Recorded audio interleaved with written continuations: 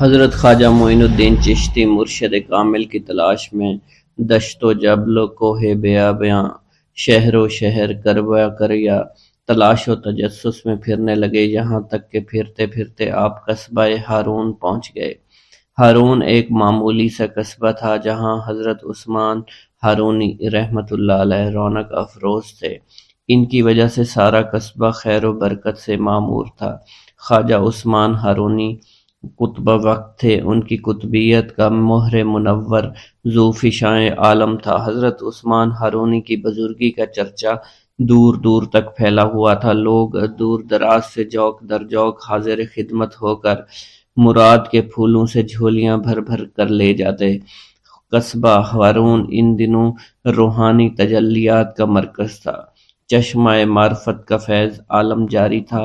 حضرت خواجہ معین الدین چشتی کو اس چشمہ صافی کی موجوں میں وہی نور جھلکتا نظر آتا جس کا مشاہدہ آپ حضرت شیخ ابراہیم قندوزی کی کرامت میں کر چکے تھے۔ ادھر نگاہ ملتے ہی شیخ کامل حضرت خواجہ عثمان ہارونی نے آپ کے دل کی خواہشات کا جائزہ لے لیا۔ حضرت خواجہ معین الدین چشتی کا حرف تمنا زبان پر لانا تھا کہ پیر و مرشد حضرت خواجہ عثمان ہارونی نے شراب معرفت کا ایک جام لبریز آپ کو پلا دیا، جس کے پیتے ہی شیشہ قلب کا زنگ دور ہو گیا، حجاب عظمت سامنے دکھائی دینے لگا، مگر اس جام سے آپ کی تسلی نہ ہوئی۔ ساقی دریا دل نے دوسرا ساغر بھر کر دے دیا اور تحت الثری تک تمام پردے اٹھ گئے۔ یہ جام پینے کے بعد بھی حضرت خواجہ معین الدین چشتی کی تشنگی باقی رہی تو ساقی مے خانہ معرفت نے تیسرا جام بھی بھر کر پلایا، اور اب حمزہ 2000 عالم روشن ہو گئے۔ شیخ کامل حضرت خواجہ عثمان ہارونی کیمیائے اثر سے تاڑ گئے کہ جوہر اس قابل ہے کہ ذرا سی توجہ خورشید جہاں تاب بن سکتا ہے۔ چنانچہ حضرت خواجہ عثمان ہارونی نے آپ کو اپنے حلقہ ارادت میں شامل فرما لیا۔ حضرت خواجہ معین الدین چشتی نے اپنے مرید ہونے کا واقعہ خود بیان کرتے ہوئے فرمایا کہ مجھے حضرت خواجہ عثمان ہارونی کی قدم بوسی کی سعادت حاصل ہوئی۔ میں نے سر نیاز خم کیا، حکم ہوا کہ 2 رکعت نماز اس طرح پڑھو، پہلی رکعت میں 1000 بار سورۃ فاتحہ، 1000 بار سورہ اخلاص پڑھو، دوسری رکعت بھی اسی طرح پڑھو۔ میں نے حکم کی تعمیل کی، اس کے بعد حضرت خواجہ عثمان ہارونی کھڑے ہو گئے، میرا ہاتھ اپنے ہاتھ میں لے کر حق تعالیٰ سے درخواست کی کہ معین الدین کو اپنی بارگاہ میں قبول فرما لے۔ اس کے بعد حضرت خواجہ عثمان ہارونی نے اپنے سر سے کلہ اتار کر میرے سر پر رکھی، اپنا خرقہ خاص عطا فرمایا۔ اس کے بعد انہوں نے فرمایا 1000 بار سورہ اخلاص پڑھو۔ تعمیل ارشاد کے بعد حضرت خواجہ عثمان ہارونی نے فرمایا کہ ہمارے خاندان میں ایک دن رات کا مجاہدہ ہے، آج تم وہ مجاہدہ کرو۔ حضرت خواجہ معین الدین چشتی فرماتے ہیں میں نے ایک دن اور ایک رات کا مجاہدہ کیا۔ اگلے دن حاضر خدمت ہوا، مرشد پاک نے بیٹھنے کا اشارہ دیا اور کہا 1000 بار سورہ اخلاص پڑھو، پھر فرمایا آسمان کی جانب دیکھو۔ میں نے آسمان کی جانب نگاہ دوڑائی، خواجہ عثمان ہارونی نے فرمایا کیا نظر آ رہا ہے؟ میں نے عرض کیا عرش اعظم تک نظر آ رہا ہے۔ اس کے بعد حضرت خواجہ عثمان ہارونی نے فرمایا کہ زمین کی طرف دیکھو۔ میں نے زمین کی طرف نگاہ دوڑائی، پوچھا کیا نظر آ رہا ہے؟ میں نے عرض کیا تحت الثری تک نظر آ رہا ہے۔ خواجہ عثمان ہارونی نے ارشاد فرمایا کہ دوبارہ دیکھو۔ میں نے اوپر دیکھا، حجاب عظمت تک کوئی پردہ دکھائی نہیں دیا۔ انہوں نے کہا اپنی آنکھیں بند کر لو۔ میں نے اپنی آنکھیں بند کی، ایک لمحہ کے بعد آنکھیں کھولنے کا حکم دیا اور اپنی 2 انگلیاں کھڑی کر لی۔ حضرت خواجہ عثمان ہارونی نے فرمایا ان دونوں انگلیوں کے درمیان نظر ڈالو، بتاؤ کیا نظر آ رہا ہے؟ میں نے عرض کی ہر 2 عالم کی کیفیت نظر آ رہی ہے۔ یہ سن کر مرشد پاک حضرت خواجہ عثمان ہارونی خوش ہوئے، فرمایا معین الدین تیرا کام پورا ہو گیا ہے۔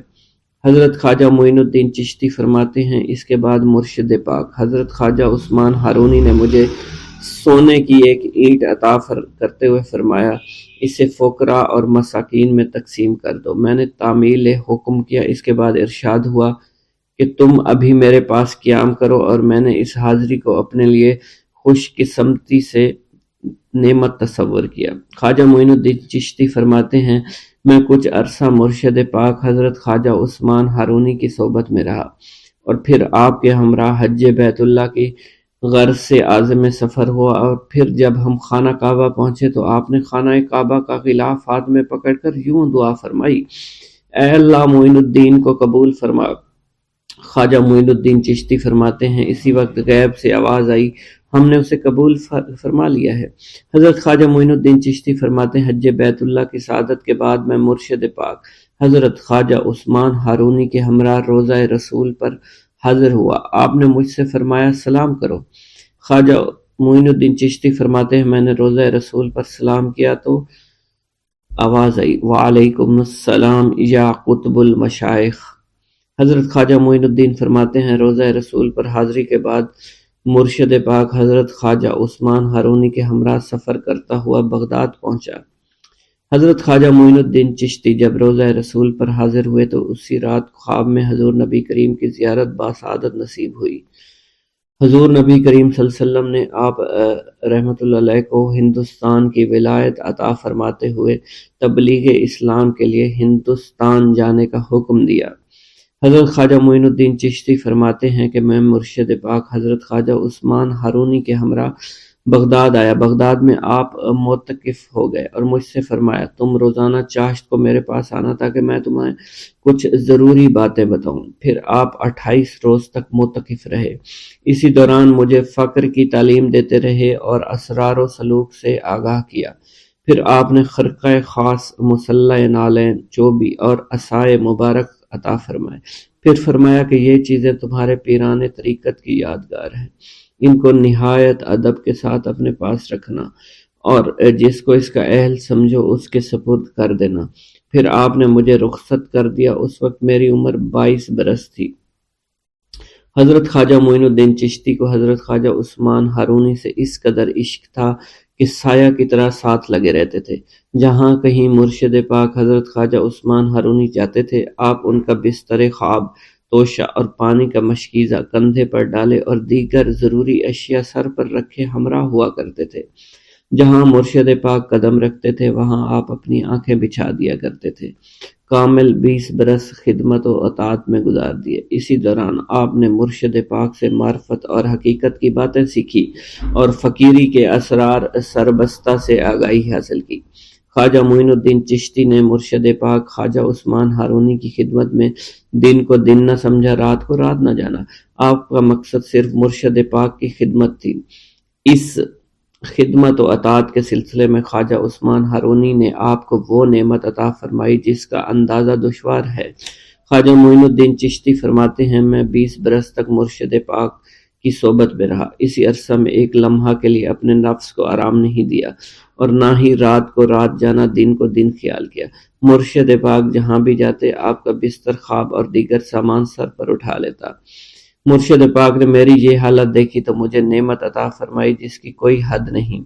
خواجہ معین الدین چشتی فرماتے ہیں سیوستان میں مرشد پاک خواجہ عثمان ہارونی کے ساتھ مسافرت میں تھا۔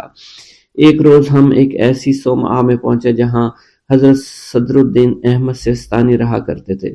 وہ یہاں عبادت میں مشغول رہتے تھے۔ میں کئی روز تک ان کی خدمت میں رہا۔ ان کی حالت ایسی تھی کوئی ان شخص ان کے پاس سے خالی ہاتھ نہیں جاتا تھا۔ فرمایا کرتے تھے میرے حق میں دعا کرو میں ایمان کی سلامتی کے ساتھ جاؤں۔ حضرت صدر الدین جس وقت قبر کی سختی اور موت کا احوال سنتے تھر تھر کانپنے لگ جاتے تھے۔ ایک ہفتہ تک متواتر پھوٹ پھوٹ کر روتے رہے کہ دیکھنے والے بھی رونے لگ جاتے۔ جس وقت حاضر خدمت ہوا آپ رو رہے تھے، ذرا سکون ہوا تو میری طرف متوجہ ہوئے فرمایا اے عزیز، جسے موت آنے والی ہو، جس کا حریف ملک الموت ہو، اسے سونے ہنسنے سے کیا کام؟ اگر تمہیں ان لوگوں کا حال معلوم ہو جائے جو زیر زمین سوتے ہیں اور بچھیوں سے بھری ہوئی کوٹریوں میں محبوس ہیں تو تم اسی طرح پگھل جاؤ جس طرح نمک پانی میں پگھل جایا کرتا ہے۔ خواجہ معین الدین چشتی فرماتے ہیں پھر حضرت صدر الدین احمد سیستانی نے مجھ سے فرمایا میں تمہیں 30 برس بیشتر کا واقعہ سناتا ہوں۔ بصرہ کے ایک قبرستان میں ایک بزرگ میرے پاس بیٹھے ہوئے تھے۔ ہمارے قریب ایک قبر میں مردے کو عذاب ہو رہا تھا۔ یہ حالت دیکھ کر وہ بزرگ نعرہ مار کر مر گئے۔ میں نے اٹھنا چاہا، ان کی روح قالب سے پرواز کر چکی تھی۔ پھر تھوڑی دیر بعد ان کا جسم پانی بن کر بہہ گیا۔ خواجہ معین الدین چشتی فرماتے ہیں میں مرشد پاک خواجہ عثمان ہارونی کے ہمراہ سفر دریائے دجلہ پر پہنچا اور دریا میں طغیانی تھی، سوچ میں گم تھا دریا کیسے پار کیا جائے گا۔ دفتن مرشد پاک نے فرمایا معین الدین آنکھیں تو بند کرو۔ میں نے آنکھیں بند کی، کچھ دیر بعد فرمایا آنکھیں کھولو۔ میں نے اپنی آنکھیں کھولی، ہم دریا کے پار تھے۔ میں نے عرض کی یہ کیسے ممکن ہوا؟ آپ نے فرمایا میں نے 5 مرتبہ سورہ فاتحہ پڑھی اور تمہیں لے کر دریا میں اتر گیا۔ پیارے دوستو، خواجہ غریب نواز اتنی اہم شخصیت ہیں اور اتنی عظیم شخصیت ہیں کہ زیارت حرمین شریفین کے موقع پر مکہ مکرمہ میں غیب سے ندا آئی کہ معین الدین میرا دوست ہے، میں نے اس کو اپنے مقبول اور برگزیدہ بندوں میں شامل کر لیا۔ اور پھر جب مدینہ منورہ میں روضہ رسول صلی اللہ علیہ وسلم پر حاضری دی اور ادب و احترام کے ساتھ سلام پیش کیا تو آپ کو نائب رسول بنا کر ہندوستان کی ولایت آپ کے سپرد کر دی گئی۔ حضرت سیدنا خواجہ غریب نواز رحمۃ اللہ علیہ کا معمول تھا کہ ساری رات عبادت الہی میں مصروف رہتے، حتیٰ کہ عشاء کے وضو سے نماز فجر ادا کیا کرتے تھے، اور تلاوت قرآن سے اس قدر شغف تھا کہ دن میں 2 قرآن پاک ختم فرما دیا کرتے تھے۔ دوران سفر بھی قرآن پاک کی تلاوت جاری و ساری رہتی۔ اولیاء کاملین رحمہ اللہ کی طرح آپ زیادہ سے زیادہ عبادت الہی بجا لانے کی خاطر بہت ہی کم کھانا تناول فرماتے تھے، تاکہ کھانے کی کثرت کی وجہ سے سستی، نیند یا غنودگی عبادت میں رکاوٹ کا باعث نہ بنے۔ چنانچہ ان کے بارے میں منقول ہے کہ 7 روز بعد وہ 28 تولہ وزن کے برابر روٹی پانی میں بھگو کر کھایا کرتے تھے۔ آپ کی طبیعت میں علم کی درویشانہ صفات منتہائی کمال تک پہنچی ہوئی تھی۔ اس کا اندازہ لگانے کے لیے واقعہ ملاحظہ کریں۔ ایک مرتبہ خواجہ معین الدین چشتی رحمت اللہ علیہ بیٹھے ہوئے تھے، ایک آدمی آیا اور آداب بجا لا کر ایک جانب بیٹھ گیا۔ حضرت بہت عرصے سے آپ کے قدم بوسی کی تمنا تھی، اللہ کا شکر ہے یہ عظیم سعادت آج مجھے میسر ہوئی ہے۔ اس بدبخت شخص نے جیسے جملہ کہا، حضرت نے اس کی طرف دیکھ کر تبسم فرمایا اور ذرا توقف کے بعد فرمایا جس ارادے سے آئے ہو اس کو پورا کرو۔ یہ سنتے ہی وہ شخص تھر تھر کانپنے لگا، خوف زدہ ہو کر زمین پر گر گیا اور بڑی عاجزی سے بولا کہ مجھ کو لالچ دے کر آپ کو ہلاک کرنے کے لیے بھیجا گیا تھا۔ یہ کہہ کر بغل سے چھری نکالی اور سامنے ڈال دی، پھر قدموں پر گر کر کہنے لگا اگر آپ چاہیں تو مجھے اس کی سزا دیجیے، بلکہ اب حکم دیجیے کہ مجھے قتل کر دیا جائے۔ حضرت خواجہ غریب نواز رحمت اللہ علیہ نے فرمایا، اے عزیز، ہم لوگوں کی روش یہ ہے کہ ہمارے ساتھ جو جھگڑا کرے اس کے ساتھ ہم نیکی سے پیش آتے ہیں۔ تم نے تو میرے ساتھ کوئی برائی بھی نہیں کی۔ یہ کہہ کر اس کا سر اپنے قدموں سے اٹھا لیا، اس کے لیے دعائیں کی، خداوند اس شخص کو نیک توفیق عطا فرما۔ دعا کرتے ہیں اس کا دل بدل جائے۔ اس نے حضور کی ملازمت اختیار کر لی، وہ دیندار آدمی بن گیا، یہاں تک کہ 7 بار حج کعبہ کی سعادت حاصل ہوئی اور اسی مقدس سرزمین میں رخ پرواز ہوئی، مکہ مکرمہ میں ہی پیوند خاک ہوا۔ ایک مرتبہ کا قصہ ہے کہ خواجہ معین الدین چشتی کے بعد ایک آدمی آیا اور اس نے کہا کہ حضرت میرے گاؤں کی سڑک کی سند گم ہو گئی ہے اور نئی سڑک کے لیے بادشاہ لوگ تیار نہیں ہیں، لہذا دعا کیجئے کہ وہ سند مجھے مل جائے۔ حضرت خواجہ معین الدین چشتی نے اس شخص سے فرمایا کہ جاؤ اور بازار سے حلوہ لے کر آؤ۔ آپ نے یہ جملہ اس لیے فرمایا تھا کہ تھوڑی سی خوش طبعی ہو جائے۔ اس شخص نے فوراً کہا اگر ایسی بات ہے تو میں ابھی جا کر حلوے کی ایک دیگ لے کر آتا ہوں۔ حضرت خواجہ معین الدین چشتی نے فرمایا ہاں ضرور جاؤ، لیکن ایسا کرنا کہ بازار میں جو کونے پر تم کو حلوائی جاتے ہوئے ملے صرف اسی سے حلوہ لے کر آنا۔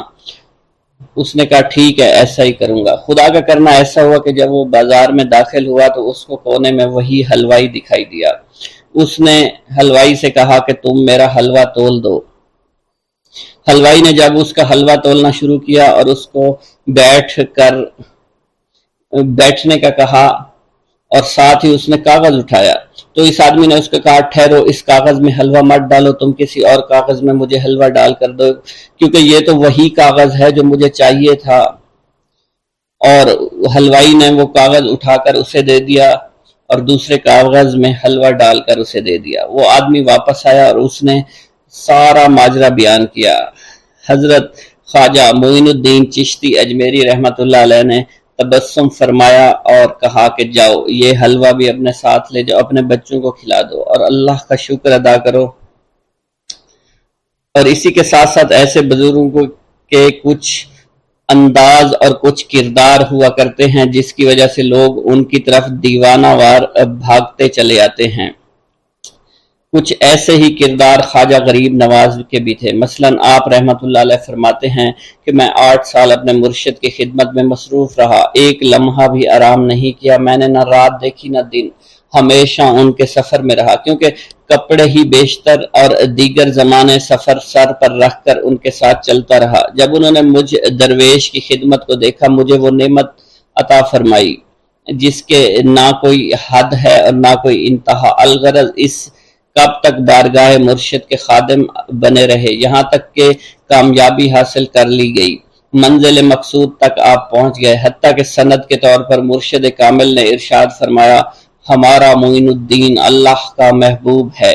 اسی طرح آپ کے انداز بارفتہ دیوانہ وار بنانے والی ایک اور بڑی خوبی یہ تھی کہ آپ کو انسانیت سے بڑا پیار تھا، بلا تفریق، بلا مذہب ملت، مظلوم کی امداد و حاجت روائی کیا کرتے تھے، گویا اپنے اوپر آپ نے لازم کر لیا تھا۔ مثال کے طور پر اس مظلوم مقتول کی حیات رو کے واقعے کو ملاحظہ فرمائیے۔ ایک حاکم نے ایک شخص کو بے گناہ پھانسی کی سزا دے دی۔ مقتول کی ماں حضرت خواجہ کی خدمت میں آئی، آپ اس وقت وضو فرما رہے تھے۔ اس عورت نے آتے ہی گریہ زاری شروع کر دی کہ خدا کے لیے میری فریاد سن لو، شہر کے حاکم نے ناحق میرے بیٹے کو قتل کر دیا ہے اور پھانسی کی سزا سنا دی ہے۔ حضرت خواجہ نے متوجہ ہو کر اس کی فریاد کو غور سے سنا۔ جب آپ کو یقین ہو گیا بالکل صحیح ہے، خواب میں اپنا عصا ہاتھ میں لیا اور اپنے مریدین کے ساتھ روانہ ہو گئے۔ ہر شخص حیران پریشان تھا کہ دیکھیے غیب سے کیا ظہور میں آتا ہے۔ حضرت خواجہ سیدھے مقتول کے پاس کھڑے ہو گئے اور دیر تک اس کی لاش کو دیکھتے رہے، پھر اپنے عصا سے اس کی گردن کو چھو کر فرمایا اے مظلوم، اگر تجھ کو بے قصور مارا گیا ہے تو اللہ کے حکم سے زندہ ہو جا اور پھانسی کے تختے سے اتر جا۔ ان الفاظ کا زبان مبارک سے نکلنا تھا کہ مقتول زندہ و سلامت پھانسی کی تختی سے نیچے آ گیا، جیسے حکم کا منتظر ہو، اور فوراً حضور کے قدموں میں آ کر گر گیا۔ اسی وجہ سے آپ رحمۃ اللہ علیہ اپنے مریدین سے بے پناہ محبت فرمایا کرتے تھے، اور صرف حیات ظاہری میں ہی نہیں بلکہ وفات کے بعد بھی اپنے مریدین کے لیے اس وقت دعا فرمائیں گے جب آپ کا حرم کعبہ میں مصروف تھے اور آواز آئی اے معین الدین، میں تجھ سے خوش ہوں اور تجھ کو بخش دیا، کچھ تمہاری خواہش ہے مانگو میں تمہیں عطا کر دوں گا۔ آپ نے دعا فرمائی اے اللہ میرے مریدوں کو بخش دینا۔ آواز آئی معین الدین تو میرا مخصوص برگزیدہ بندہ ہے، میرے تمام مریدین جو بھی تیرے شجرے میں شامل ہوں گے سب کو بخش دوں گا۔ اس کے بعد خواجہ غریب نواز رحمۃ اللہ علیہ اکثر فرمایا کرتے تھے کہ جب تک میرے مریدین جنت میں قدم نہیں رکھ لیں گے میں بہشت میں داخل نہیں ہوں گا۔ آپ رحمۃ اللہ علیہ کو اگر آج بھی خواجہ ہند کہا جاتا ہے تو یوں ہی نہیں کہا جاتا، بلکہ ایران سے ہندوستان تک بہت سی مشکلات کا سامنا کیا، راہ حق میں بے نظیر قربانیاں دی، جس کی گواہی خود غیب سے ملی، یعنی جس نے اپنی پوری زندگی بھی اللہ کے لیے وقف کر دی، حتیٰ کہ آپ کی روح بھی اللہ کی محبت میں رجب المرجب 632 ہجری میں پرواز کر گئی۔ اللہ رب العزت سے دعا ہے کہ ہم تمام کو فیضان خواجہ سے فیض یاب فرما، بلکہ تعلیمات خواجہ پر عمل پیرا ہونے کی توفیق عطا فرما، آمین یا رب العالمین۔ حضرت شیخ ابراہیم قندوزی کی آمد۔ ایک دن حضرت خواجہ معین الدین چشتی حسب معمول درختوں کو پانی دے رہے تھے۔ حضرت شیخ ابراہیم قندوزی گھومتے پھرتے اسی باغ کی طرف آن نکلے۔ حضرت شیخ ابراہیم قندوزی اسی آبادی میں رہا کرتے تھے جہاں آپ مقیم تھے۔ اور وہ اللہ عز و جل کے عشق میں اس قدر ڈوبے ہوئے تھے کہ ان پر عشق حقیقی کی وجہ سے اکثر خود فراموشی کی حالت طاری رہتی تھی۔ آبادی کے بچے اور بوڑھے انہیں مجذوب کہا کرتے تھے اور قدر کی نگاہ سے دیکھا کرتے تھے۔ جس وقت آپ کی نظر حضرت شیخ ابراہیم قندوزی پر پڑی تو سب کام چھوڑ کر آپ ان کی جانب متوجہ ہو گئے۔ آگے بڑھ کر خوش آمدید کہا اور دست مبارک کو بوسہ دیا، پھر نہایت عزت اور احترام کے ساتھ ایک سایہ دار درخت کے نیچے بٹھایا۔ ان دنوں انگوروں کا موسم تھا، کچھ پکے ہوئے خوشے بیلوں سے اتار کر آپ کی خدمت میں پیش کیے اور خود باادب ہو کر دو زانوں بیٹھ گئے۔ حضرت شیخ ابراہیم قندوزی کو حضرت خواجہ معین الدین چشتی کی مہمان نوازی کا انداز بہت پسند آیا۔ آپ کا یہ ادب بہت بھلا محسوس ہوا۔ حضرت شیخ ابراہیم قندوزی پہچان گئے کہ یہ بچہ نہایت ہونہار اور راہ حق کا متلاشی ہے۔ حضرت شیخ ابراہیم قندوزی نے اپنی جیب سے ایک کھلی کا ٹکڑا نکالا، دندان مبارک سے چبا کر خواجہ معین الدین چشتی کے دہنے مبارک میں ڈال دیا۔ وہ کھلی کا ٹکڑا شباب معرفت کا جام تھا جسے پیتے ہی آپ پر خودی کی کیفیت طاری ہو گئی اور نگاہوں سے تمام حجابات دور ہو گئے، آنکھوں میں نور ہی نور چھا گیا، تعینات کے حجابات سامنے سے اٹھ گئے، جوش حیرت قلب پر طاری ہو گیا، آنکھیں کھلی کی کھلی رہ گئیں۔ یہ نہیں کہا جا سکتا حضرت خواجہ معین الدین چشتی اس حالت فراموشی میں کب تک آئینہ حیرت بنے رہے۔ جب آپ کو ہوش آیا تو ساقی جام معرفت محفل سے اٹھ چکا تھا، دل قابو سے باہر ہو گیا، طبیعت پر جبر کر کے دامن صبر قرار تھام کر کے بیٹھ گئے۔ عشق میں صبر چونکہ انتہائی دشوار ہوتا ہے، لہٰذا حضرت خواجہ معین الدین چشتی کو بھی قرار نہ رہا، اور جو جلوہ آپ کو حضرت شیخ ابراہیم قندوزی دکھا چکے تھے، اس جلوہ کو دیکھنے کے بعد آپ خود پر ایک دیوانگی کی ایک کیفیت طاری ہو چکی تھی، اور دنیا اور دولت، دنیا سب حقیر اور بے وقعت دکھائی دینے لگی۔ آپ کے قلب میں عشق خداوندی جوش مارنے لگا اور قلب تمام دنیاوی آلائشوں سے پاک ہو گیا اور دنیا سے بے پرواہ ہو چکا تھا۔ جیسے جیسے وقت گزرتا گیا، حضرت خواجہ معین الدین چشتی کی دیوانگی اور وارفتگی بڑھتی چلی گئی۔ آپ نے حضرت شیخ ابراہیم قندوزی کے ہاتھوں جام معرفت پینے کے تیسرے دن ہی اپنی تمام املاک فروخت کر کے اس رقم کو راہ خدا میں خرچ کر دیا اور خود معمولی ساز راہ لیا اور اپنے وطن اور اپنے عزیز و اقارب اور رفقا کی محبت کو خیر باد کہہ کر چل دیے۔ محبوب حقیقی کے سچے عاشقوں کا یہ دستور رہا ہے کہ وہ قرب یار پانے کے لیے سب سے پہلے علوم ظاہری کا زینہ طے کیا کرتے ہیں، پھر عمل کی دشوار گزار منزلوں کو طے کر کے علوم باطنی سیکھتے ہیں، تب کہیں جا کر انہیں جلوہ محبوب دکھائی دیتا ہے۔ خواجہ معین الدین چشتی نے بھی اپنے مطلوب تک رسائی کے لیے یہی راستہ اختیار کیا۔ اس زمانہ میں ترکستان کی سرحد پر واقع سمرقند اور بخارا کے عظیم الشان دارالعلوم عالمگیر شہرت رکھتے تھے۔ مشرق و مغرب کے ہزاروں طلبہ ہر سال علم کی دولت سے مالا مال ہونے کے لیے ان دارالعلوم کا رخ کیا کرتے تھے۔ حضرت خواجہ معین الدین چشتی نے تحصیل علوم و فنون کے لیے سمرقند بخارا کا انتخاب کیا۔ بخارا پہنچ کر آپ علم حاصل کرنے میں مشغول ہو چکے تھے۔ اگرچہ حضرت خواجہ معین الدین چشتی کی صغیر سنی کی تعلیم کے متعلق کسی سوانح نگار نے قلم کو جنبش نہیں دی کہ والدین نے آپ کو گھر میں ابتدائی تعلیم دی تھی، مگر سادات خراسان کے مقتدر خاندانوں سے تعلق اور عارف و کامل صاحب فضل و کمال باپ کی گود میں پرورش پانے والے حضرت خواجہ معین الدین چشتی بھلا کیوں کر ان پڑھ رہ سکتے تھے۔ حالات و واقعات کے سیاق و سباق میں غور کرنے سے معلوم ہوتا ہے کہ آپ نے اگرچہ زیادہ تعلیم تو نہیں، کم از کم قرآن مجید کی تعلیم اور علوم مروجہ کی ابتدائی کتابیں ضرور پڑھی ہوں گی، اور یہ بات بھی بعد از قیاس نہیں کہ قرآن مجید کے کچھ سپارے بھی حفظ کیے ہوں۔ بہرحال بخارا پہنچنے سے پہلے آپ نوشت خواندند سے واقف ضرور تھے۔ حضرت خواجہ معین الدین چشتی بخارا کے تمام علماء فضلاء کے حلقہ درس میں شریک ہوئے۔ تذکروں اور سوانح عمری کے مطالعہ سے یہ پتہ نہیں چلتا ہے کہ آپ نے کن کن اساتذہ کے سامنے زانوئے تلمند طے کیا، مگر آپ کے اساتذہ میں حضرت مولانا حسام الدین بخاری خصوصیت کے ساتھ قابل ذکر ہیں، جنہوں نے آپ کو دستار فضیلت عطا فرمائی۔ حضرت مولانا حسام الدین بخاری کی دستگاہ سے آپ نے علوم ظاہری کی تکمیل فرمائی۔ 23 سے 24 برس کی عمر میں علوم ظاہری کی تکمیل کے بعد صفائی قلب اور تزکیہ نفس کا ضروری سامان حضرت خواجہ معین الدین چشتی کو باہم پہنچ گیا تھا، مگر قلب جس تسکین کا متلاشی تھا وہ نصیب نہ ہوئی، اور جس محبوب کو جی بھر کر دیکھنے کی آرزویں دل میں چوٹکیاں لے رہی تھی اس تک ابھی رسائی نہیں ہوئی تھی۔ عشق اور مشک چھپائے نہیں چھپتا، عشق کی آگ حضرت خواجہ معین الدین چشتی کے تن اور من کو جلا رہی تھی۔ تعلیم کی ہوا نے اس آگ کے شعلوں کو اور بھی تیز کر دیا، محبت کا ذوق بڑھ رہا تھا، عشق کے جذبات بھڑک رہے تھے۔ بالآخر جب بے قراری جنون کی حد کو پہنچی، آپ جانب عراق روانہ ہوئے۔ قصبہ سبحان پہنچ کر حضرت شیخ نجم الدین کبرا سے ملاقات ہوئی، اور 15 دن آپ نے حضرت شیخ نجم الدین کبرا کے ہاں قیام فرمایا۔ سبحان سے روانہ ہو کر سنجان سے روانہ ہو کر حضرت خواجہ معین الدین چشتی بغداد شریف روانہ ہو گئے۔ ان دنوں حضور سیدنا غوث اعظم قصبہ جبل میں تشریف فرما تھے۔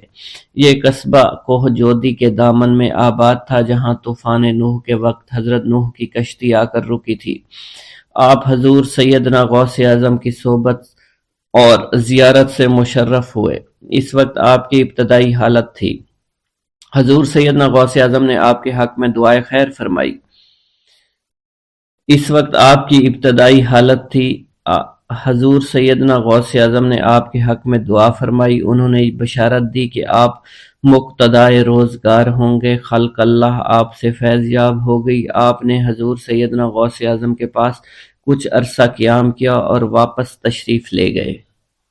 ایک گاؤں کے بارے میں کہا جاتا تھا کہ جہاں قدرت کی بے پناہ نعمتیں تھیں، اللہ پاک نے وہاں کے لوگوں کو مالا مال کیا ہوا تھا۔ ایسی نعمتیں کہ جن نعمتوں کو دیکھ کر انسان اکثر مغرور ہو جایا کرتے ہیں، مگر وہاں پر کچھ مسلمان تھے، اور سب سے بڑی اور بری بات یہ تھی کہ وہاں کے تمام لوگ کافر تھے۔ وہ کفار اپنی دولت پر بہت فخر کیا کرتے تھے، کیونکہ ان میں ہر ایک انسان بہت دولت مند تھا۔ ہر ایک کے پاس بے بہا پیسے تھے، کسی کو پیسوں کی کمی نہیں تھی۔ وہاں کے سردار کی ایک اکلوتی بیٹی تھی جس کو سردار بے پناہ پیار کرتا تھا۔ اس سردار کی بیٹی بے پناہ مغرور، ظالم، گھمنڈی تھی۔ وہاں پر غریب لوگ صرف مسلمان ہی تھے، تمام کافر ایک دوسرے کی مدد کیا کرتے تھے، لیکن مسلمانوں کی مدد کرنے والا وہاں پر کوئی نہ تھا۔ وہاں پر انہیں کوئی دیکھنے والا نہ تھا۔ سردار کی بیٹی کو کالے جادو میں خوب مہارت حاصل تھی، اور وہ جادو کی وجہ سے وہاں پر رہنے والے غریبوں پر بہت ظلم کیا کرتی تھی۔ تمام مسلمان اس سے بے حد پریشان تھے، اور وہ لوگوں کو غلام بناتی اور مزدور بناتی تھی۔ اگر ان میں کوئی اس کی بات نہ مانتا تو اس کو قیدی بنا کر اپنے اشاروں پر نچایا کرتی تھی۔ اس بستی میں چونکہ اکا دکا مسلمان تھے جن کا کوئی پرسان حال نہیں تھا،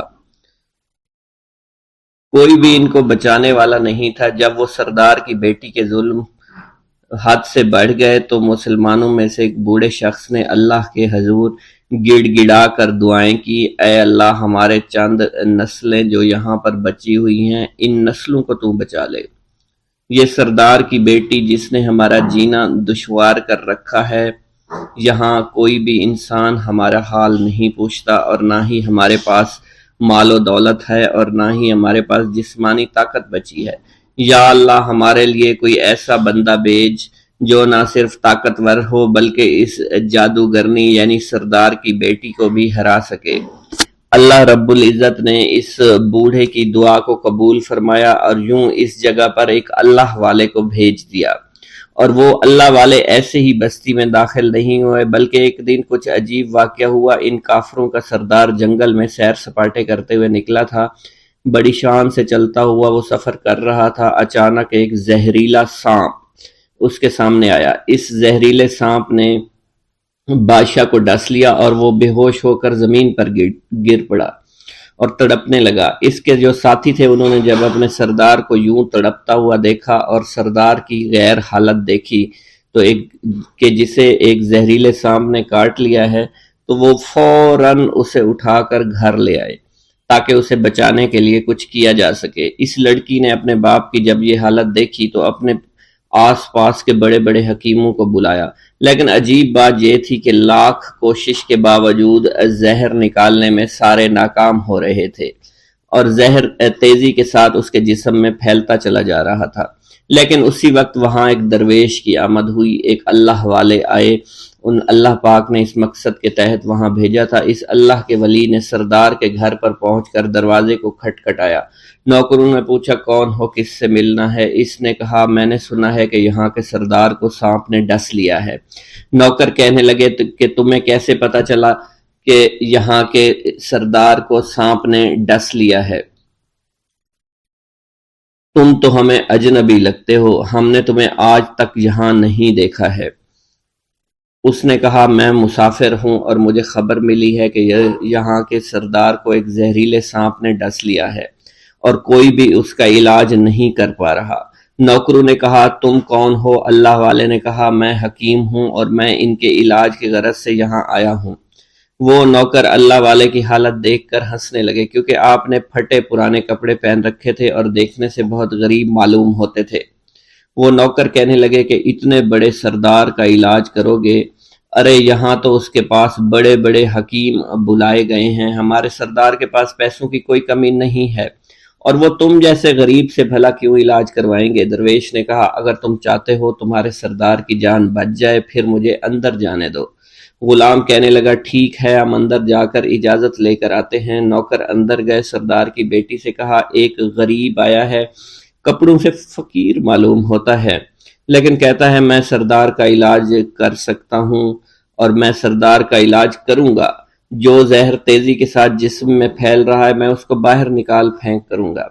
اس کی بیٹی کہنے لگی ٹھیک ہے بلا لو۔ جب وہ اللہ والے اس کے گھر کے اندر گئے تو دیکھا سردار تڑپ رہا تھا، ٹانگ کو بار بار بستر پر پٹخ رہا تھا۔ اللہ والے نے اس کے پیر کی طرف دیکھا جہاں سانپ نے اس کو کاٹا تھا، اسی جگہ اللہ والے نے تھوک دیا، فوراً وہاں سے بھاگ گئے۔ اس کے سارے سپاہی اس کی بیٹی دیکھ کر حیران رہ گئے کہ یہ بھلا کون سا دیوانہ ہے، کمرے میں آیا، علاج کی بجائے اسی جگہ پر تھوک دیا جہاں صرف کاٹا تھا، اور بھاگ بھی گیا، اس کو کوئی گرفتار نہیں کر سکا۔ سردار کی بیٹی غصے میں تل ملا اٹھی کہ اس نے جو گستاخی کی ہے اس کی کوئی بات نہیں،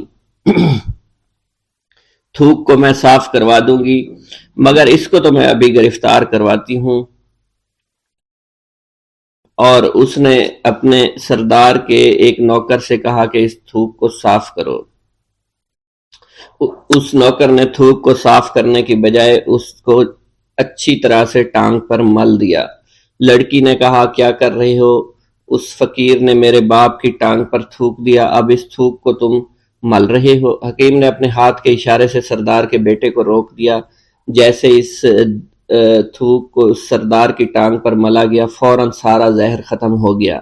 جو ٹانگ کٹنے کے قابل تھی وہ ٹانگ بالکل ٹھیک ہو چکی تھی، جو نیلی پڑ چکی تھی اب اصلی حالت میں آہستہ آہستہ واپس آ رہی تھی، اور جب وہ قبیلے کا سردار بالکل ٹھیک ہو گیا، ہوش میں آ گیا تو حیران رہ گیا۔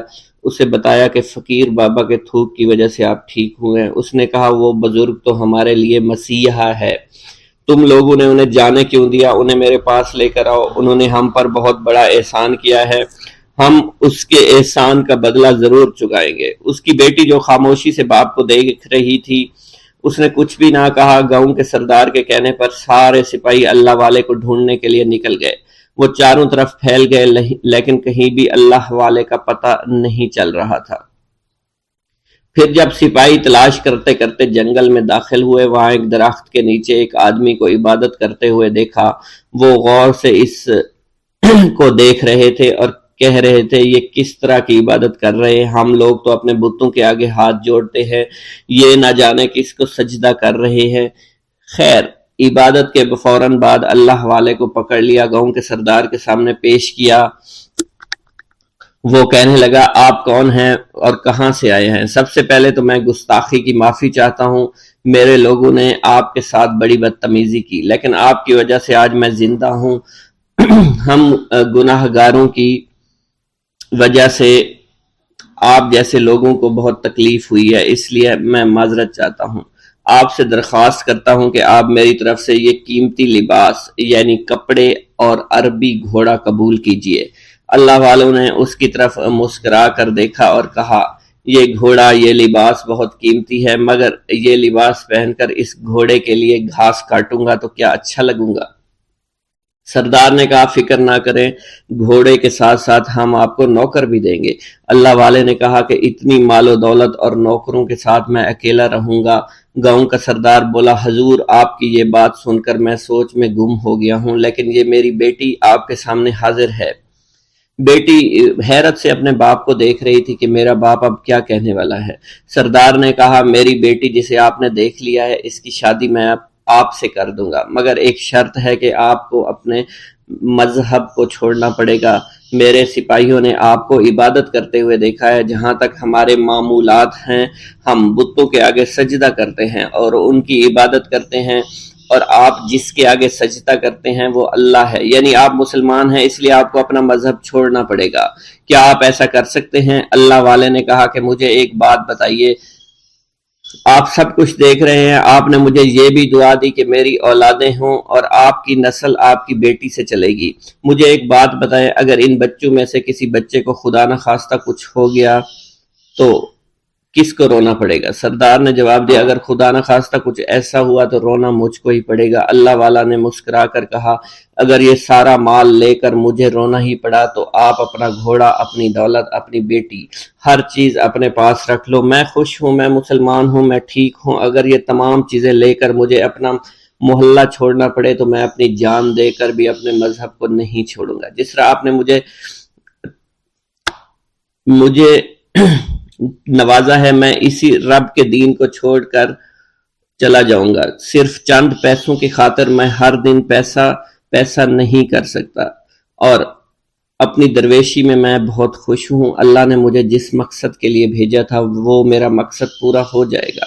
گاؤں کے سردار نے پوچھا، یہ کہہ کر وہ اللہ والے جانے لگے تو سردار نے درویش کو رک جانے کا کہا اور کہنے لگے، میں نے مال دے کر تمہیں آزمایا اور تمہیں پرکھا، لیکن تم اپنے مذہب کو چھوڑنے پر راضی نہیں ہو۔ اگر تم یہی سب کرنے آئے تھے تو تمہیں اس بات کا ڈر نہیں؟ کیا تم نہیں جانتے ہم کتنے طاقتور ہیں، اور میری بیٹی اپنے عمل میں اتنی ماہر ہے کہ تمہیں یہاں کھڑے کھڑے ابھی جنگلی جانور بنا سکتی ہے۔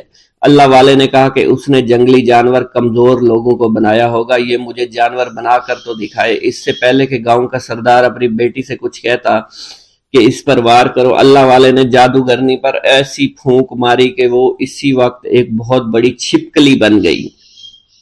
وہ کچھ بھی نہیں کر پا رہی تھی، وہ چھپکلی اتنی بڑی تھی کہ وہاں پر جتنے بھی انسان کھڑے تھے ان سب میں سب سے زیادہ اونچا اس کا قد تھا۔ وہ چھپکلی اللہ والے کے پاس آئی، اپنا زہر اس پر اگلنا چاہتی تھی کہ اسی وقت اس نے اس کے منہ پر تھوک دیا۔ تھوکنے کی دیر تھی، وہ چھپکلی جلنے لگی، اور جس سے گرمی کی وجہ سے اس کا چہرہ پگھل رہا تھا، اس کا چہرہ جل کر کالا ہو چکا تھا۔